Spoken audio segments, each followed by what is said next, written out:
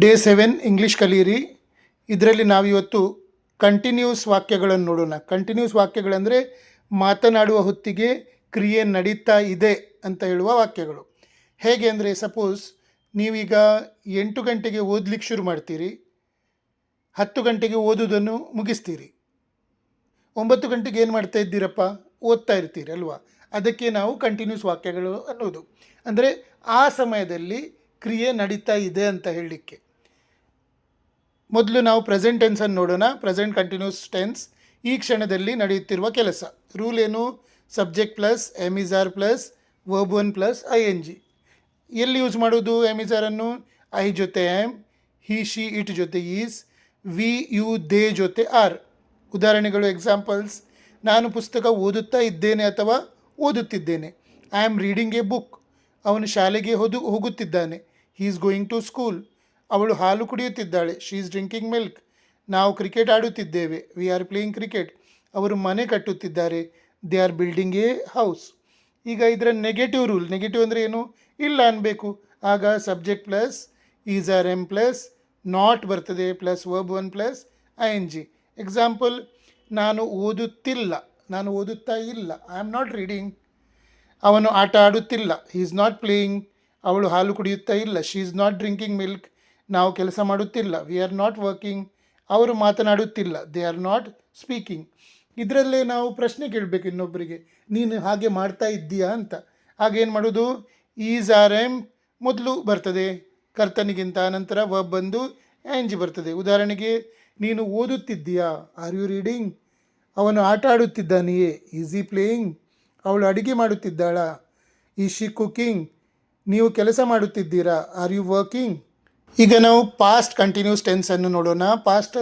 Past continuous tense ಅಂದರೆ ಹಿಂದೆ ಇದೇ ಸಮಯದಲ್ಲಿ ಅಥವಾ ಮಾತನಾಡುವ ಹೊತ್ತಿಗೆ ಆ ಕ್ರಿಯೆ ನಡೀತಾ ಇತ್ತು ಅಂತ ಹೇಳಲಿಕ್ಕೆ. ಉದಾಹರಣೆಗೆ, ನಾನು 8 ಗಂಟೆಗೆ ನಿನ್ನೆ ಓದಲಿಕ್ಕೆ ಶುರು ಮಾಡಿದ್ದೆ, 10 ಗಂಟೆಗೆ ಓದುವುದನ್ನು ನಿಲ್ಲಿಸಿದೆ, 9 ಗಂಟೆಗೆ ಏನು ಮಾಡ್ತಾ ಇದ್ದೆ, ನಾನು ಓದ್ತಾ ಇದ್ದೆ. ಅದನ್ನು ಹೇಳಲಿಕ್ಕೆ ಈ ಕಾಲವನ್ನು ಬಳಸ್ತಾರೆ. ಇದರ ರೂಲ್ ಏನು? Subject plus was were plus verb one plus ING.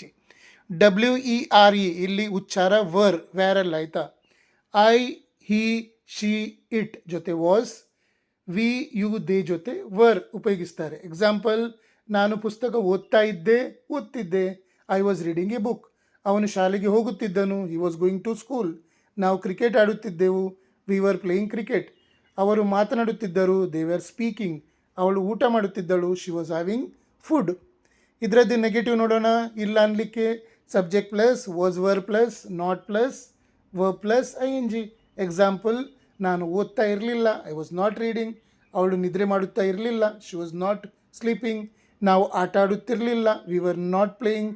ಅವರು ಮಾತನಾಡುತ್ತಿರಲಿಲ್ಲ. They were not speaking. ಇದರಿಂದಲೇ ನೀವು ಯಾರಿಗಾದರೂ ಪ್ರಶ್ನೆ ಕೇಳಬೇಕು, ನೀನು ಹೀಗೆ ಮಾಡ್ತಾ ಇದ್ದೀಯಾ ಅಂತ. ಆಗ ಏನು ಮಾಡಬೇಕು? ವರನ್ನು ಕರ್ತನಿಗಿಂತ ಮೊದಲು ತಂದು ವರ್ಬ್ ಜೊತೆ ING ಸೇರಿಸಿ ಹೇಳಬೇಕು. ಉದಾಹರಣೆಗೆ, ಅವನು ಓದ್ತಿದ್ನ. ವಾಸ್ ಈ ರೀಡಿಂಗ್? ಅವರು ಆಟ ಆಡುತ್ತಿದ್ರಾ? Were they playing? ನೀನು ನಿದ್ರೆ ಮಾಡುತ್ತಿದ್ದೆಯಾ? Were you sleeping? ನೆಕ್ಸ್ಟ್, ಮುಖ್ಯ ವ್ಯತ್ಯಾಸ ಅಂದರೆ ಈ 3 ಟೆನ್ಸ್ಗಳಲ್ಲಿ ಪ್ರೆಸೆಂಟ್, ಪಾಸ್ಟ್, ಫ್ಯೂಚರಲ್ಲಿ ಏನೆಲ್ಲ ಬರ್ತವೆ ಕ್ರಿಯಾಪದಗಳು, ಸಹಾಯಕ ಕ್ರಿಯಾಪದಗಳು. ಪ್ರೆಸೆಂಟಲ್ಲಿ ಎಮಿಸಾರ್ ING, ಪಾಸ್ಟ್ ಅಂದರೆ ವಾಸ್ ವರ್ ING, ಫ್ಯೂಚರ್ ಅಂದರೆ ವಿಲ್ ಬಿ ING. ಈಗ ಫ್ಯೂಚರ್ ನೋಡಿ. ಫ್ಯೂಚರ್ ಕಂಟಿನ್ಯೂಸ್ ಟೆನ್ಸ್, ಭವಿಷ್ಯದಲ್ಲಿ ಒಂದು ಸಮಯದಲ್ಲಿ ನಡೆಯುತ್ತಾ ಇರುವ ಕೆಲಸ. ನಾಳೆ 8 ಗಂಟೆಗೆ ಓದಲಿಕ್ಕೆ ಶುರು ಮಾಡ್ತೀರಿ, 10 ಗಂಟೆಗೆ ಓದೋದನ್ನು ನಿಲ್ಲಿಸ್ತೀರಿ, 9 ಗಂಟೆಗೆ ಏನು ಮಾಡ್ತಾ ಇರ್ತೀರಿ? ಓದ್ತಾ ಇರ್ತೀರಿ. ಇದನ್ನು ಹೇಳಲಿಕ್ಕೆ ನಾವು ಈ ಕಾಲವನ್ನು ಬಳಸ್ತೇವೆ.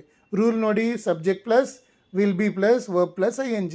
ಎಲ್ಲ ಸಬ್ಜೆಕ್ಟ್ಸ್ಗಳ ಜೊತೆ ವಿಲ್ ಬಿ ಬರ್ತದೆ ಇಲ್ಲಿ. ಎಕ್ಸಾಂಪಲ್: ನಾನು ನಾಳೆ ಈ ಸಮಯದಲ್ಲಿ ಓದ್ತಾ ಇರ್ತೇನೆ. I will be studying at this time tomorrow. ಅವನು ಕೆಲಸ ಮಾಡ್ತಾ ಇರ್ತಾನೆ. He will be working. ನಾವು ಪಂದ್ಯ ಆಡ್ತಾ ಇರ್ತೇವೆ. We will be playing the match. ಅವಳು ಹಾಲು ಕುಡಿಯುತ್ತಾ ಇರ್ತಾಳೆ. She will be drinking milk. ಅವರು ಪ್ರಯಾಣ ಮಾಡುತ್ತಿರುತ್ತಾರೆ. They will be travelling. ಇದರ ನೆಗೆಟಿವ್ ಹೇಗೆ? Subject plus will not be plus verb plus ING. Example: ನಾನು ನಾಳೆ ಓದುತ್ತಿರಲಾರೆ. ಆ ಸಮಯದಲ್ಲಿ ನಾನು ಓದ್ತಾ ಇರಲಿಕ್ಕಿಲ್ಲ. I won't B reading. ಈ ವಿಲ್ ನಾಟ್ಸ್ ಅನ್ಬೋದು, ವೋಂಟ್ಸ್ ಅನ್ಬೋದು. ನಾನು ಶಾರ್ಟ್ ಫಾರ್ಮನ್ನು ಹೇಳ್ತಾ ಇದ್ದೇನೆ. I will not be reading ಅಂದರೂ ಸರಿ. ಅವನು ಕೆಲಸ ಮಾಡುತ್ತಿರಲಾರ. He will not be working. Won't be ಸಹ ಅನ್ಬೋದು. ನಾವು ಪಂದ್ಯ ಆಡುತ್ತಿರಲಾರೆವು. We will not be playing. Question ಇನ್ನೊಬ್ಬರ ಹತ್ರ ಕೇಳಬೇಕು, ನೀನು ನಾಳೆ ಈ ಹೊತ್ತಿಗೆ ಹೀಗೆ ಮಾಡ್ತಾ ಇರ್ತೀಯಾ ಅಂತ. ಆಗ ಹೇಗೆ ಕೇಳೋದು? ವಿಲ್ ಮೊದಲು ಬರಬೇಕು, ನಂತರ ಸಬ್ಜೆಕ್ಟ್, ನಂತರ ಬಿ ಪ್ಲಸ್ ನಂತರ verb one plus I N G. Example, ನೀನು ನಾಳೆ ಓದುತ್ತಿರುತ್ತೀಯಾ? Will you be studying tomorrow? ಅವನು ಕೆಲಸ ಮಾಡ್ತಿರ್ತಾನಾ? Will you be working? ಅವರು ಪ್ರಯಾಣ ಮಾಡುತ್ತಿರುತ್ತಾರಾ? Will they be travelling? ನೋಡಿ, ನಾನು ನಿಮಗೆ ಇವತ್ತು ಪ್ರಾಕ್ಟೀಸ್ ಏನು ಕೊಡೋದಿಲ್ಲ, ಯಾಕಂದರೆ ಪ್ರಾಕ್ಟೀಸ್ ಕೊಟ್ಟರೆ ಯಾರು ಮಾಡೋದಿಲ್ಲ. ನೀವು ಇದನ್ನು ಚೆನ್ನಾಗಿ ಓದಿ ಕೇಳಿಕೊಳ್ಳಿ 2-3 ಸಲ, ಮತ್ತು ಅರ್ಥ ಮಾಡಿಕೊಂಡು ಕಲಿಯಿರಿ. ಹೀಗೆ ದಿನ ಹೀಗೆ ಬೇರೆ ವಾಕ್ಯಗಳನ್ನು ಕೊಡ್ತಾ ಇರ್ತೇನೆ.